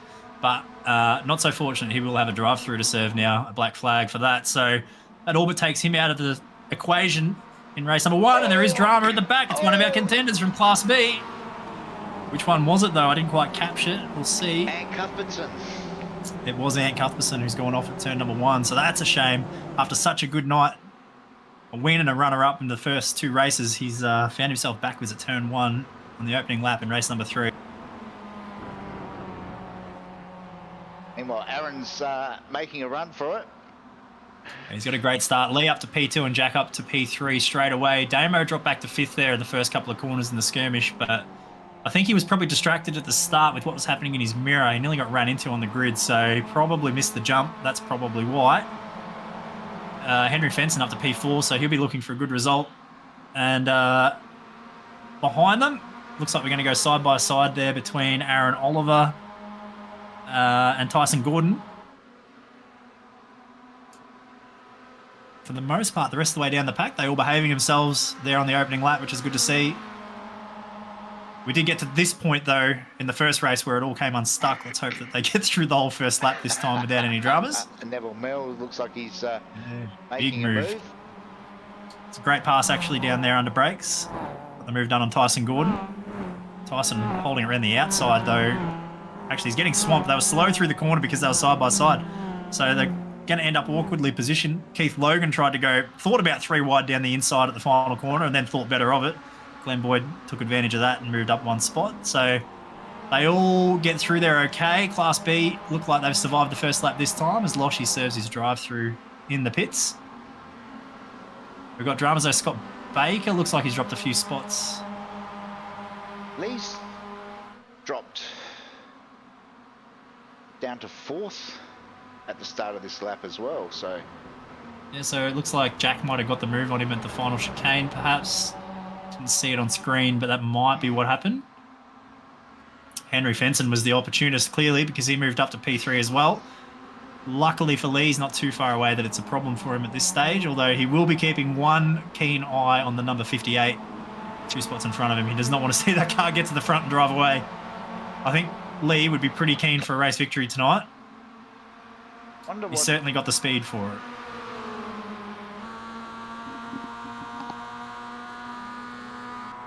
I wonder what Aaron's tactics here.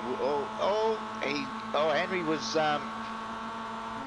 He forced Jack to go to the inside then because he was planning on. So that'll put Jack through to the lead. Will Henry hold on? He does. Oh, that's compromised Aaron. And Aaron's had a horrible run. Lee will not be happy being where he is right here. He's on the outside. He's going to be vulnerable to the inside from Moz. They go side by side through the final corner. Oh, I get so nervous there. The cars are so loaded up and on the grip limit. They got away with it. Moz almost took the opportunity there to make a move, but they all got away with it this time around. We get to fight again another day. Meanwhile, Damo is trying to hold Neville at bay. So we saw Ant Cuthbertson have problems in lap number 1, turn number 1. But outside of that, Class B, Darren Linus, no surprises there, currently leads the way. But Andrew Pears is stuck right with him, so those guys look like they're going to duke it out for the win this time around. If Andrew can have a nice, consistent race. We saw him make a couple of little mistakes late in race number 2. If he can stay there till the very end, I think it will be on between these guys for the victory. We'll see whether or not Darren can dodge another bullet tonight. A few cars in Class B racing side by side throughout the back of the pack, but for the most part, they're keeping it clean. It's on at the front, though, for Class A. As always tonight, they're just always line astern and fighting for every position. Jack leads the way now. So the warning lights are going off for everyone behind him. It looks like Aaron's decided that P2 was better than P3. He'll try and get that spot back from Henry. Henry wisely just gives him some room down there. Although he compromises his own run through the exit of the chicane by being a bit tight through the right-hander. And guess who? Lee Harrison. Lee doesn't need a second invitation for that, and he will move up to P3. Looks like Moz is, was considering a move, but has decided to... Moz's patience has been tested a little bit there. It's 2 laps in a row that he probably could have stuck the nose in and maybe caused an accident and had to think twice about it. So he's playing the smart game so far, but it's only a matter of time until he'll get his chance, I think. They all wind down through the S's together again. That snake of cars is very cool to watch on that particular angle there, looking... Oh, Neville Mel! He's out in the weeds. Oh, he saved it.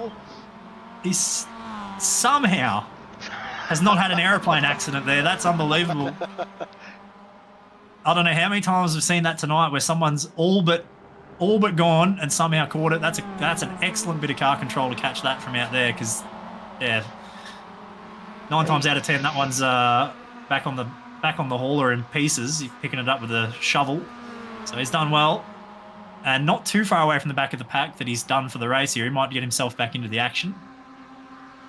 Unfortunately for Mick Polly, Scott Baker and Ray Harrison, a little further back down the road, those guys might be a gap too far to bridge. Keith Logan's in no man's land in the middle, but at the front... Moss just sent it. he didn't gain any spots, but wow. It looked like he forgot which one was the brake pedal for a second, because everyone else slowed down and he didn't. But somehow they got away with it. I think I've said that about 100 times tonight. And it's not that it hasn't been warranted, because it seems like that's the case. These guys are taking some risky moves, but no one's really having problems. Across the inside curb at turn number 1 for Lee Harrison. I've never seen that before. Yeah, Lee is... that's actually an off-track as well. Yeah, I don't know that I've ever seen 2 wheels across the inside of that curb. It didn't look particularly nice, but he came out the other side. He's still on the back of Aaron in front of him, and no harm, no foul, I suppose, unless, like you mentioned, there was a off-track involved, which is not what anyone would be looking for out there at the minute, although I suspect there's a few of these guys will do whatever it takes at the minute to get themselves a win. Damo got himself a bit crossed up in the background there coming through turn 5. But Lee set the fastest lap time the last time around. I wonder if he really does need to get through on Aaron at some stage. Well, yeah, without a doubt. And this is probably as good a chance as he's going to have. He's not going to, if he goes for the move here, he's not going to be compromised by being too close to Jack. He'll probably pull out down the inside and the braking zone here and think about making a move and decides not to. So makes me look silly. I thought that one was on, but decided he'll wait one more lap. Might have been concerned about the size of the gap between P1 and P2 there, because we've seen it so many times with Jack. If you're racing for P2 behind him and you slow each other down too much and he gets a bit of a gap, it's just danger time because he'll drive away. So Lee might have thought, I'm not real happy that there's a few tenths of a second gap. We'll wait until we're all a bit closer before I make my move, which is right now as they basically leaning on each other's bumpers as they hit the apex at turn 1. Henry was the quickest one around on that particular lap. Meanwhile, looks like Pearsy. I was just about to point this out. Change for lead in Class B. John Thorne's way, like last race, making his way back through the Class B field and almost has made his way to the pointy end and cleared these guys. He goes down the inside, or thinks about down the inside at turn 3. He's actually decided to get out of it here and let these guys race. That's very awkward there for the cars on his outside. That was Darren trying to turn in at the right-hander and just not sure where that car was going to be on his inside. So it's pretty compromised there. I'm not sure what that was all about, but he is still in touch. The race is certainly still on between these guys. There's John Thorne in the fence very hard right behind them. And that's probably going to be his car back in the pit lane, I would suggest. Just caught the curb awkwardly, it looked like, and lost control. Not even. Just got loose in the turn in. And big tank slapper. And that car's still stationary. Hasn't moved yet, so we'll have to see what happens. Another great race going on at the minute, and I reckon this race has been going on all night. Graham Ellis, Bard Rodkin, Philip Paradiso. We've seen Graham in a couple of great fights, a couple of great scraps. These guys are all line astern as well. And they're racing for a spot just outside the podium positions in Class B. So lots of points on offer right here for these guys. The Class B field sort of all stringing along behind these guys. There's not that far between them all. So a big mistake will cost you multiple spots if you make one at this point. So side by side, Bard and Philip. No. Philip thinks better of it. Or does he? Maybe. Still making up his mind. And in the end ends up single file back through the chicane, which is probably the smartest option. But, yeah, these guys are on for another great scrap. Wonder what... there's a bit of radio chat between Damo and Neville, so I'm not sure what's... Oh, Aaron Oliver has had a huge moment. There's big damage on that car. Trying to figure out where that happened. That was at the final corner. This is what the discussion will be about. The final corner last time around, it was on, and then it was off. If you're Aaron Oliver, that's a huge crash. Oh, yes. That is a massive, massive impact there on the outside wall for Aaron Oliver. I mean, as unlucky as that is for him, fortunately, no one else got in that. They all survived to tell the tale except for him. I mean, it's a very unfortunate outcome. And just got bumper hooked there at an awkward spot. It looked fairly innocuous, but the outcome for him was obviously very, very bad. Luckily for us, the rest of the league group is all still together and ready to punch on. A couple of little fragments in the pack, but I think at this stage they're all still close enough. While at the front, Lee Harrison, as the sun comes out too, makes that track a little bit more greasy for these guys. So UV gets up and the grip goes away, but Lee has gone to the lead. Jack unsurprisingly shadowing him. Henry's done a great job to hang on to the back of these two. He has. He has done a great job. And I feel like I did myself a mischief earlier on in that. I think it was the first race when I said he wasn't looking like he would be happy where he was running at the time. And ever since then, it's like he was listening and has decided, well, I'll just show him. And has marched his way towards the front as we're going side by side behind these guys, Damo and Neville. Neville again, yeah. Right-hander there, and Damo just rolls out of it and lets that one go. I have to say, I think Damien Seeger wins the award for me for best presented car. I like that car. That is a nice looking livery on that car. I haven't mentioned that, I don't think, up to this point, but that's probably my favourite in the field. Big fan of that one with the teal, almost the teal colour. It's got the Australian flag on the boot. Looks very cool. Oh. That's the trunk for any Americans that decide they want to watch. Meanwhile, Jack's...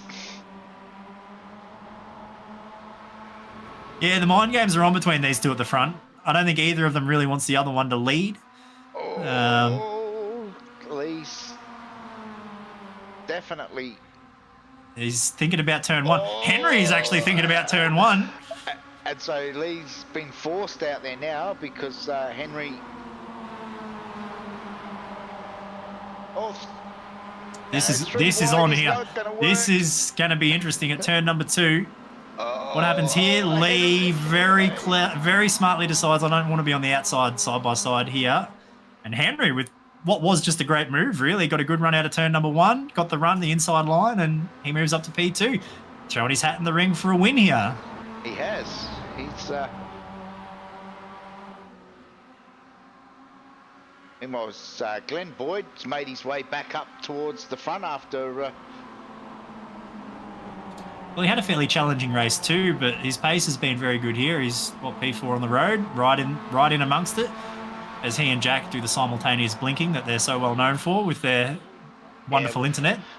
We've got a bit of a storm happening here in Adelaide tonight, so apologies for anybody's NBN, but Adelaide's NBN is not the best of times, and when you throw in a thunderstorm, it usually goes on the blink, which is currently doing. Just hope they don't go completely on the blink before the end of the race, as Henry to the lead. Great job. To the front. It's been a good lap, and Lee's decided, no, I don't like being behind the car that's blinking. Keep blinking. He's I wonder if Jack and Glenn are both having a few issues with their internet. Well, they're both in the same household, so it'd be a network Moz. issue that they're having. As Moz just went with the theory that he just can't see them and just drive straight through the corner like they're not there. Just hope that they blink when I get to them, he said. Wow. That was almost very dangerous. Turn 1 is a very tricky place to pass at this track. It's fast. It's a lot faster than you perhaps realise by looking at it, and it's pretty easy to run wide down there. So if you're compromised, have to make a tighter line through the corner on the inside of someone, it's very easy to slide out wide and make contact with the car on the outside. So brave place to go for a pass, especially with a car that's intermittently visible. But yeah, they got away with it again. I've said that 101 times tonight now, but they did, and they live to fight on another day. Meanwhile, Lee now in P2. We've put the mockers on him. Oh no. It wasn't me. Oh, that's an awkward contact. We saw the exact same thing happen in race 2 with different cars. Yeah.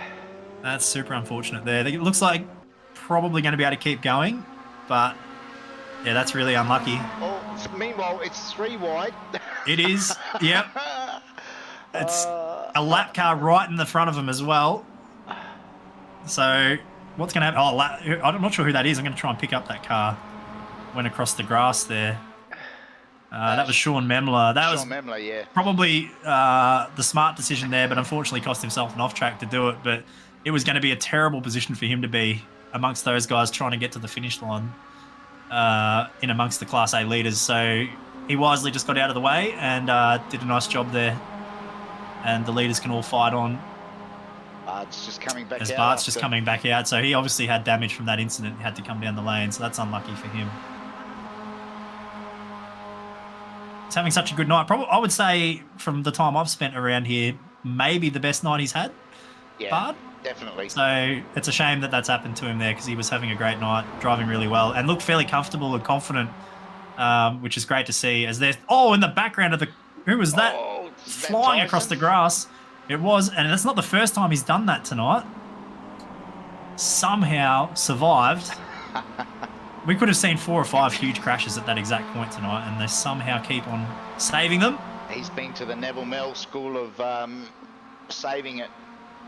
Yeah, I'm very impressed. There's been a few times tonight where we should have seen some major accidents. As there's a little bit of a gap here between Jack and Glenn, and it looks like Moz might be thinking about a move down the inside here, while Jack thinks about a move down the inside of Henry. Yep. 2 moves happening at once. Jack will get the job done, as does Moz. So that was all nice and clean. Is Henry going to...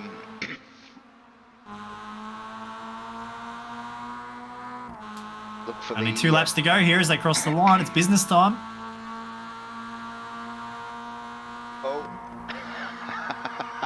You can hear Henry just back off then as Jack sort of flashed in and out.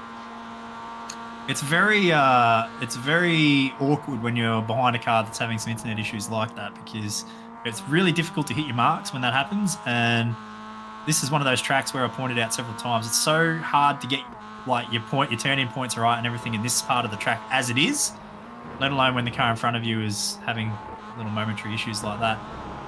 Keeping one eye on the Class B battle while we watch the leaders here in Class A with a lap and a half to go. They're just coming to the finish line now, and at the moment separated by about 1/10 of a second. So the race is on for Class B. At the moment, Andrew Pearce still holds that position over Darren Linus, but these guys are not done with. And Matt Knight currently holds the 3rd and final position in Class B, so that's a good drive for him. He's had a good night tonight, and well-deserved podium here in the 3rd race if he can hang on to that for another lap and a half.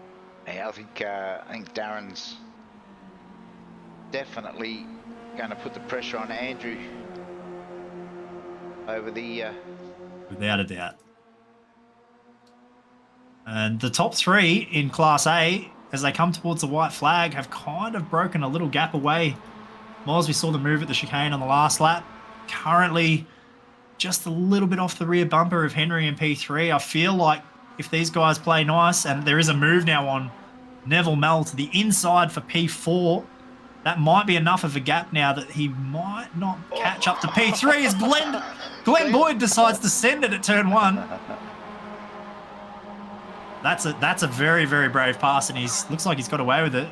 And it looks like maybe Damien thought about it and run up the inside, but we've seen how treacherous that right-hander on top of the hill can be when you're side by side. They all end up single file, but the front 3 have got a little bit of a gap here in Class 8. Lap car in front of them. It's Dean. Oh, and there's an accident.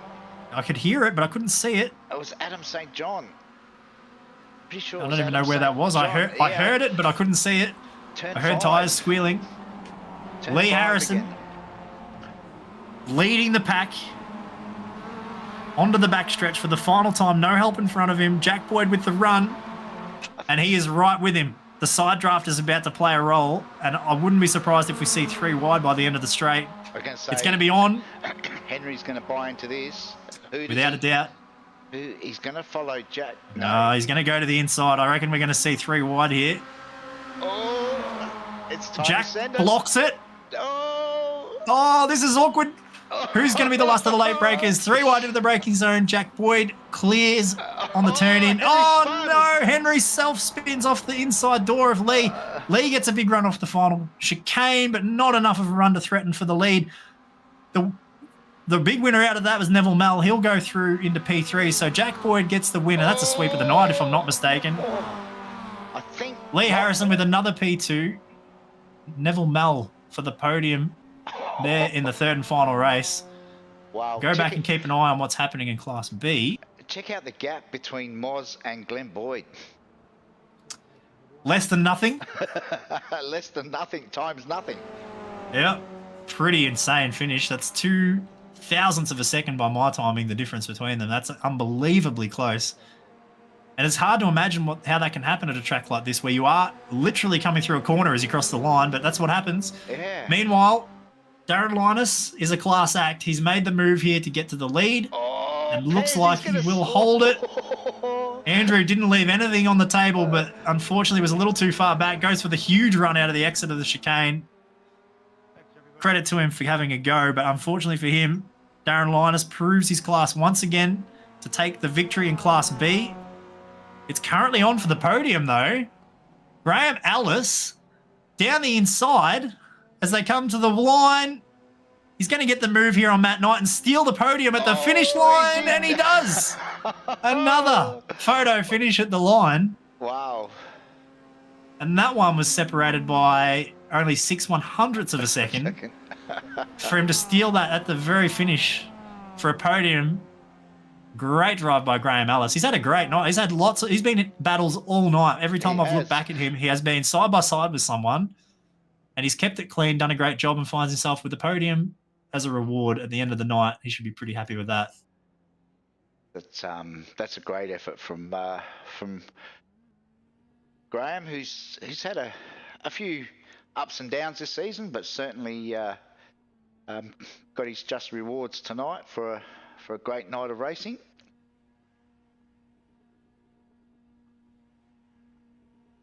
We should have some.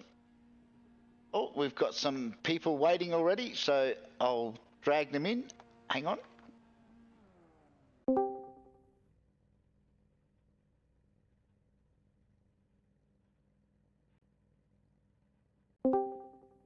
All right, we've got the podium places for Group B. We've got Darren Linus and Graham Ellis with us. Hobbo, you want to kick off the interviews? Yep, sure thing. We'll start with Graham, P3 in the last race. We just commented on the fact that it seems like all night, every time we've come and had a look at you on the broadcast, you've been racing someone side by side, and you've earned yourself a P3, a podium finish in the final race of the night, and that's a just reward for staying clean and having a great night. Mate, this has been the best night out of all my seasons. I was struggling a couple of weeks ago, but yeah, look, thanks to Bard. Bard he's a good, clean racer. And Michael in the end, yeah, just good, clean racing. I absolutely loved it. It's probably one of my best races out of all my seasons here. Well, it's been a pretty good progression for you throughout the night. I think you had about a P10 and then a P6 and then ended up with the podium, I think, in the last race. I think that's how your night progressed. So you must be absolutely wrapped with that. Oh, mate, I'm over the moon. I'm 6 foot, 130 kilos. I've got a tear in my eye. I'm not sure. You might be able to tell me. Is that the best result that you've had in the league so far, a P3? It's equal 3, yeah. Yeah, I've had a third before, back a few seasons ago when I was a young, fit chap. Well, it's a good momentum builder. We might see you climb up to a P2 or even a win next week. Hopefully, mate. I've had a lot of brake issues, so I couldn't stop locking them up. So we made some big adjustments. I gave myself a week off last week. I didn't go anywhere near the sim. I needed a break. Did some brake adjustments, and yeah, here we are.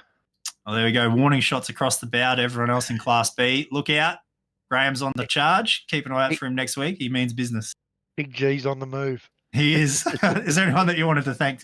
Oh, mate, just everyone, Damo, Loshy, everyone behind the scenes in this. I'm lucky enough to get to have seen what goes on behind the scenes, and these blokes work incredibly hard. All the sponsors, Greg, Greg, well, it wouldn't be what it is without Greg, would it? Greg does my liveries for me, doesn't ask for a red cent. Everyone involved, all the sponsors that put up prizes and everything. Thank you. You all make this, I believe, one of the best leagues in iRacing. Well, high praise. And I think anyone in here will argue with you about your comments about Greg. He does a great job. Thanks very much for that. And congratulations again on a good result tonight. Thanks, mate. I don't know that we have who do we have in P2 in the Andrew Pears. I don't think he's in here. So skip across and have a chat to you. Darren, another great night. How do you feel it all went? Yeah, it went pretty well. Had some decent battles across all the races. Cuthbertson was strong, Pears was strong. I knew that if I had wrecked my tyres, they would have taken me on the final couple laps. So I decided to let them go past, just sat on the back of them, gave added pressure, and towards the end, just jumped on through.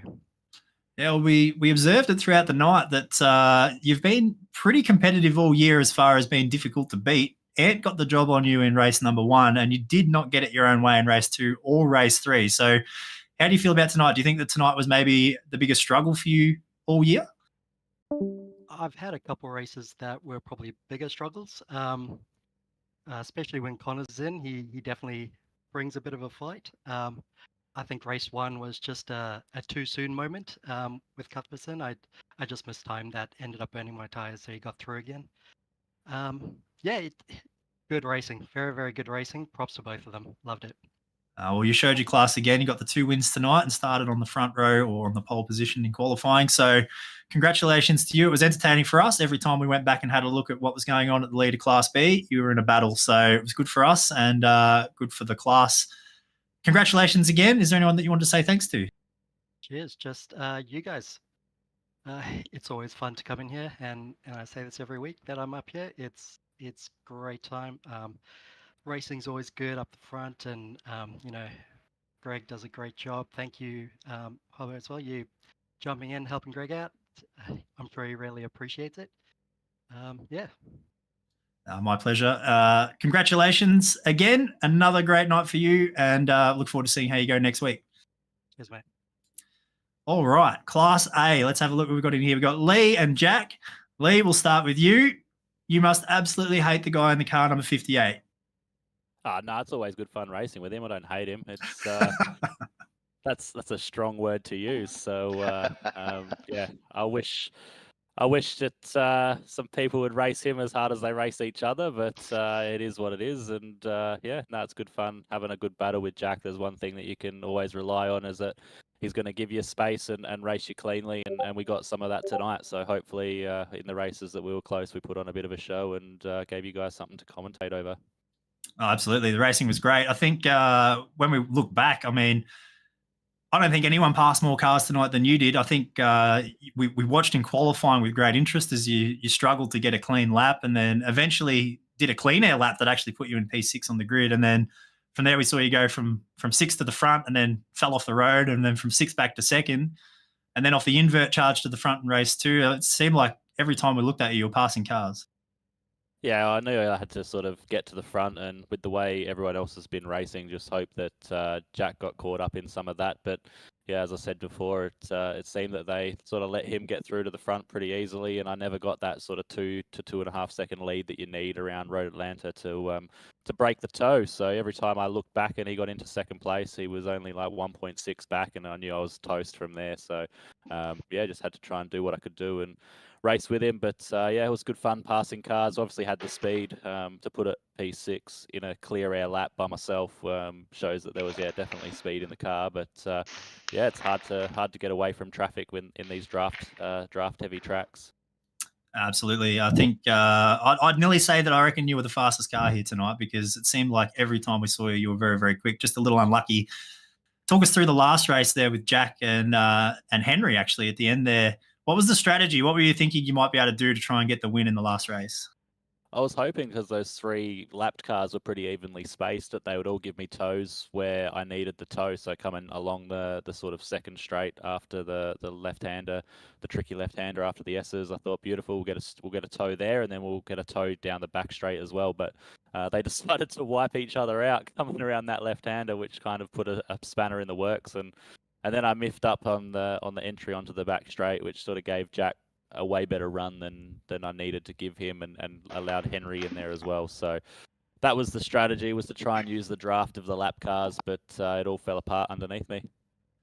Well, I feel like you did it the hard way tonight, but it was great fun to watch. Lots of cars passed, lots of good speed, just a little unlucky not to get the results. But altogether, 3 P2s from 3 races. I think you should be pretty happy with that. Yeah, I'm not going to go to bed crying, that's for sure. We'll have another regroup and think about what we're going to do at Aragon to try and knock Jack off of his perch. And when he was struggling with some internet issues there, I thought our days were made, but he managed to get through it. He certainly did. Thanks again, Lee. Anyone that you wanted to thank?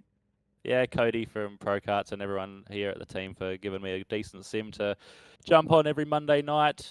You, Greg, everyone that jumps in the background, Moz, Damo, Loshi, all the rest of the boys that put this whole thing together and make it what it is, because it's one of the better leagues going around for sure, and definitely worth spending our time for on a Monday night. So can't appreciate that enough, and especially you for giving up your Monday nights to not even race, just sit there and talk with Greg. And I look forward to going back and listening to this one, and it'll give me something to watch while I wait for your next lot of WRC content to come out.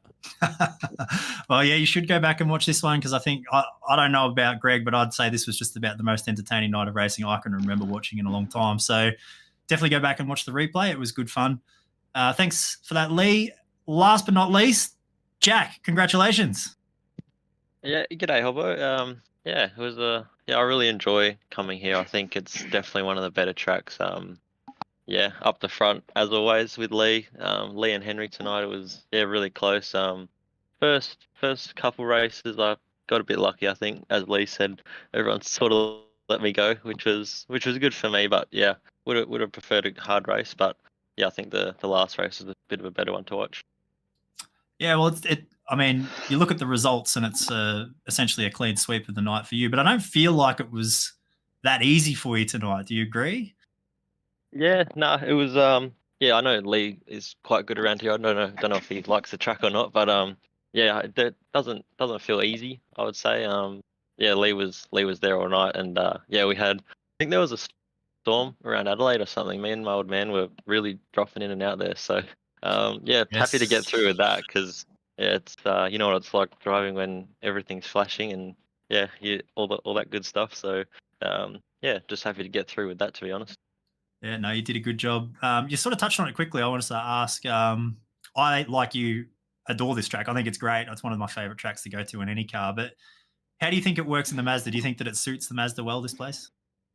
Yeah, there's some corners that suit it, like the long radius ones sort of don't really suit the car, but then you've got the long straight for the draft, and then the tight chicanes, which sort of suit it a bit more. But I think it's more the first couple sectors where if you catch traffic, there's not really anywhere you can pass. So I think that sort of adds to the racing quite a lot. So like when we caught the Group B cars through turn 1, 2, 3, 4 over to 6, it's not really anywhere you can go. So it it makes the front pack really tight, and puts on some pretty good racing, I think. Yeah, I agree. Well, great job again tonight. Congratulations, pole and 3 wins. It all looks good on paper for you again this week. Anyone you want to say thanks to? Yeah, just the boys up the front. It's always good to come on, have a clean race, not worry about copping a door or anything when you're trying to race hard. So yeah, thanks to them. Thanks to you boys for putting on a stream. I'll definitely go watch that one. Cheers guys. All right, well, that wraps them all up there, Greg. Interviews. I think that was genuinely one of the most entertaining nights of racing I've watched in a while, and there was action everywhere we looked all night, really. There was no boring moments at all. So I had a lot of fun up here in the booth, having a call for the night, and I enjoyed spending some time with you again this week. What did you make of the night? Yeah, I know a lot of guys are sort of 50-50 on the track. We've used it a few times now. I think it's appeared in the last 3 seasons, but the reason for that is it does produce good racing. There's always that strong possibility that there'll be the big one like we saw in race 2, but I think overall, as you pointed out during the broadcast, Hobbo, it does provide good racing right through the field. It's a difficult track to actually get away because of the long straights and as Jack pointed out, the slowest sections of the track sort of make sure that you've got that opportunity to stick together. So no, I was wrapped. I agree. I think it's probably one of the best nights of racing that we've seen this season, especially. So well done to everybody that was out there racing tonight. Again, I just want to say a special thanks to Hobbo for jumping in and giving me a hand. It's always more enjoyable on the broadcast when we've got him on board. So hopefully we can either twist one arm and get him back on the broadcast next week, or we twist both arms and see if we can actually get him back in the Mazda for the final round. We might even throw a poll up on the Facebook page and see what everybody says. What do you think, Hobbo? I think I know what your poll will be like. It'll be Should he commentate? Should he drive? Or should he do both at once? Well, I was going to go with option C. I think it's about time that we put you back in the car and got you to commentate at the same time, because I think for the final round of the season, heading into Christmas, I think that would be a pretty special night. So we'll see how we go. We'll see if we can convince him to jump on. But if not, hopefully you'll at least be back in the booth next week. Yeah, I think at this stage I should be around, so I'll be here in some capacity at this stage, one way or another. And it is business time in the championship, one race to go. So regardless of if I'm on track or not, there'll be plenty to talk about and lots of things happening on track. Yep, no, for sure, especially with Aragon Land, because we've changed the layout for the final round for those guys that raced it last time. We've actually just going to set it up as the outer layout, so there'll be a lot of drafting down. It's probably one of the longest straights on iRacing, so I'm looking forward to that. That should really keep the field compressed, hopefully. So until next week, for our final round for season 10 and for 2023, hope you can all join us 7 o'clock, 7:15 next Monday night. Until then, enjoy your racing, and we'll catch you all again next week. Thanks.